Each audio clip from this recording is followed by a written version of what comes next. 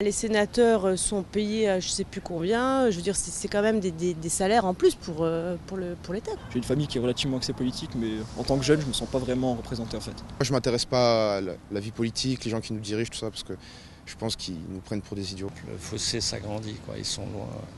C'est une caste, quoi. Des opinions plutôt tranchées pour qualifier la Chambre haute. Une chose est sûre, les élections sénatoriales du 28 septembre n'ont une nouvelle fois pas retenu l'attention des Français.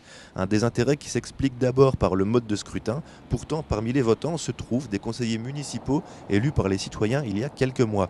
Un détail qui n'a pas suffi à effacer un ressentiment qui ne date pas d'hier. Il y a une forme d'antiparlementarisme qui est une tradition dans la vie politique française et que ça, c'est pas l'apanage des années 2014 du tout.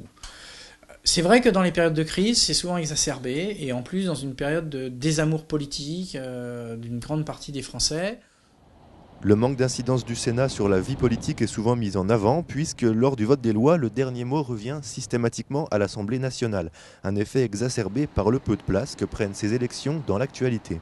Les médias réagissent comme ils le font toujours en ces cas-là, c'est-à-dire qu'ils ont une certaine représentation des attentes du public.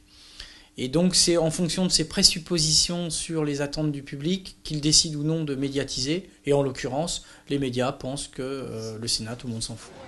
Un intérêt limité mais qui n'a pas empêché 178 sénateurs d'être élus, dont 2 en Lorraine, où seul le département des Vosges était concerné. Ainsi, Daniel Grémier et Jackie Pierre, tous deux encartés à l'UMP, vont siéger à la Chambre haute pour un mandat de 6 ans.